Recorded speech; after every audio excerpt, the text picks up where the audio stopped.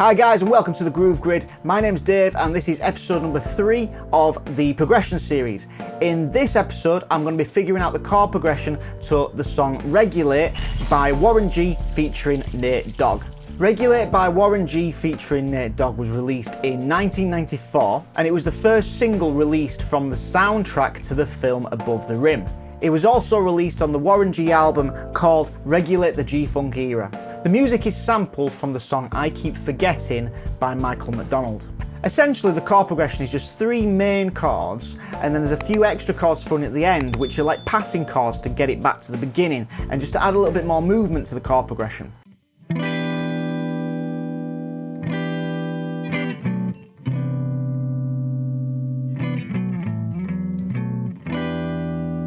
Okay, so this chord progression is based around 3 main chords.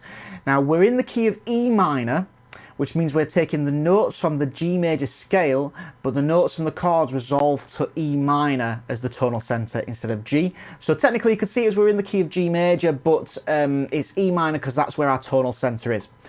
So the chords we're using are E minor, which is the 6th chord within the key of G, B minor, which is the 3 chord in the key of G, which is in the key of G, and C major, the 4 chord in the key of G. And we're going to use some other chords that will link the chord progression together, but we'll come to that in a bit. So the progression starts by playing an E minor 7 chord and then moves to a B minor 7. It's a great change that always sounds smooth. It's something that I've always liked to do. So if I ever want to jam something that sounds just groovy or smooth, really nice change.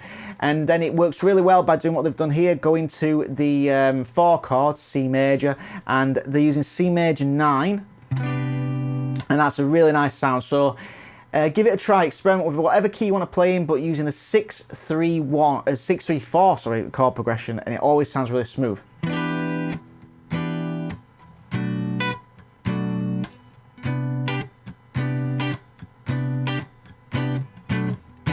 Really nice chords. The cool thing for you to look out for in this chord progression and for you to take note of and try and take some inspiration from is whereabouts in the bar the chords actually change.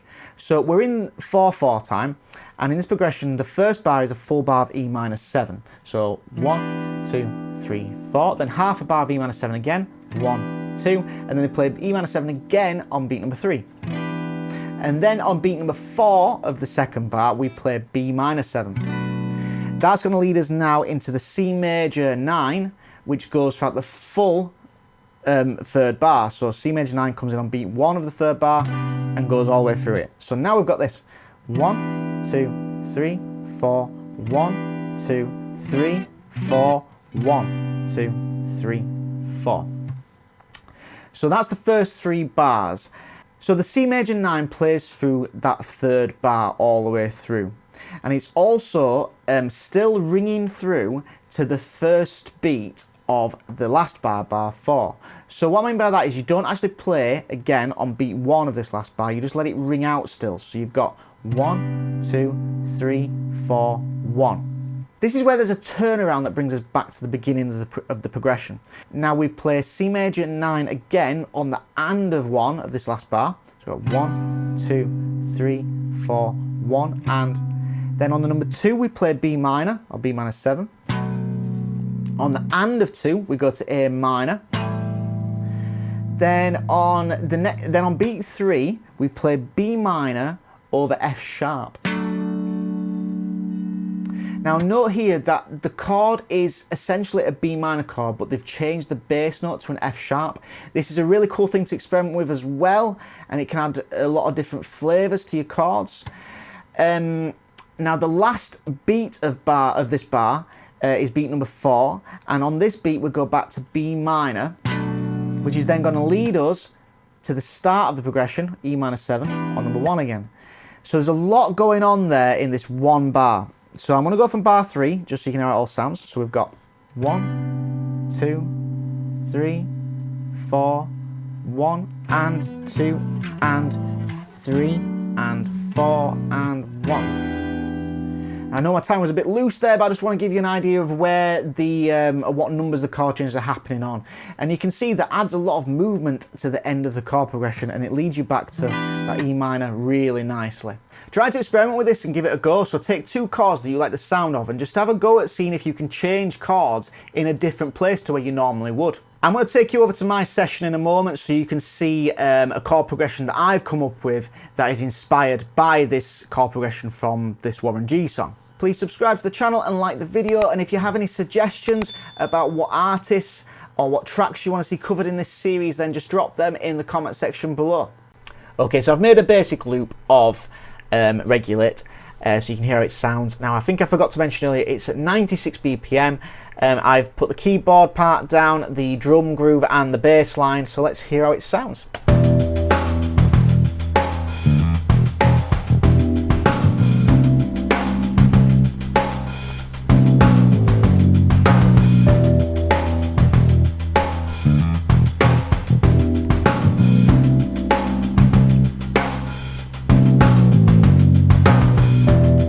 It's a really awesome chord progression. So let's go on to another session now that I've put together where I've taken some inspiration from this progression, and let's see what it sounds like. So this is the chord progression I've put together that's inspired by this Warren G tune. So I've kept the tempo similar, so rather than being at 96, though, I've gone down a little bit slower, so it's 90 BPM, so I've changed it just a little bit. I've changed the key from E minor, which is essentially the key of G major, but resolving to E minor. I've changed it to the key of D minor, which is actually the key of F major, but resolving to the D minor, which is the 6th chord. And I've kept the chords types the same, so I've gone for the 6, 3 and 4 chords. So I've gone for D minor 7, which is the 6th chord, the 3 chord, which is an A minor 7, and the 4 chord, which is a B flat major 7. So I've changed it from major 9 to major 7 just because I like the sound of major 7s. I think they sound awesome. Okay, so I've started off with a D minor 7 chord, and this goes throughout the entire of the first bar. The second bar starts again on a D minor 7 chord, and then I've changed to A minor 7. So I've decided to use the influence now from the Warren G track, and I've changed on an upbeat, so on an and rather than the downbeat on the number. So I've changed to the A minor 7 in the second bar on the and after the number 2. So let's hear how that sounds.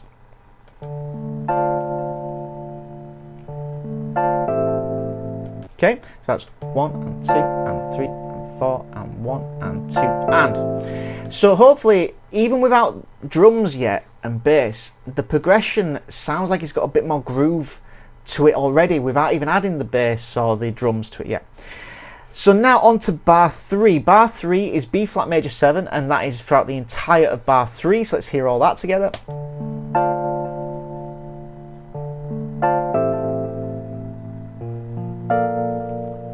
On this last bar, I've used a bit of a turnaround to bring us back into the beginning of the progression, just like it did in the Warren G tune. Now, I've used the same chords as I've used throughout the progression. So the B flat major 7 chord and the A minor chord are the chords we've already used. I've also added a G minor chord just for a bit of variety, something different. Now I chose the G minor chord because I was playing around with all the chords, with the 3 main chords, and then decided I needed another chord to go in to this turnaround. And I just tried out different chords from the key until I found one I liked. If when I put this into the turnaround I didn't like the sound of G minor, I would just choose another chord from the key until I found one that worked. Remember, use your ears. If it sounds good, it is good. If it sounds bad, it is bad. So on beat number 1, I've played B flat major 7 again. On the and of 1, I've played A minor.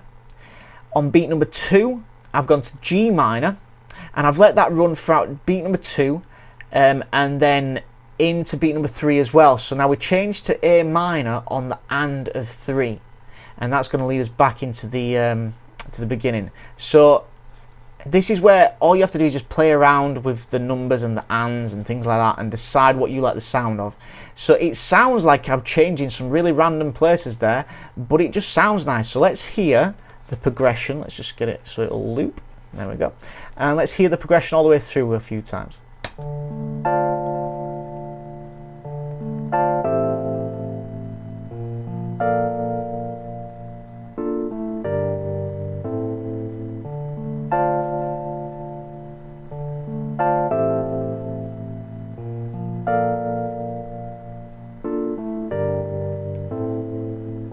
So a nice sound. So that's the general gist of the chord progression I've put together. But now I'm just going to add the drum part and the bass line to this so you can hear how this groove sounds all together.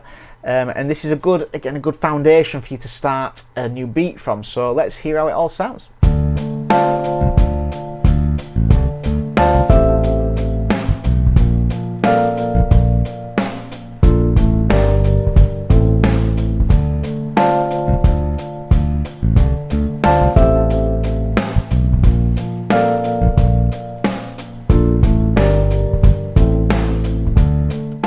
Please subscribe to the channel, and if you do have any suggestions about who you want to see covered in this series, then please leave them in the comment section below.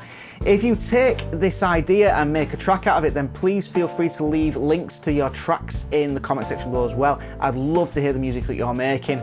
So I've been Dave from The Groove Grid, and I will see you next time.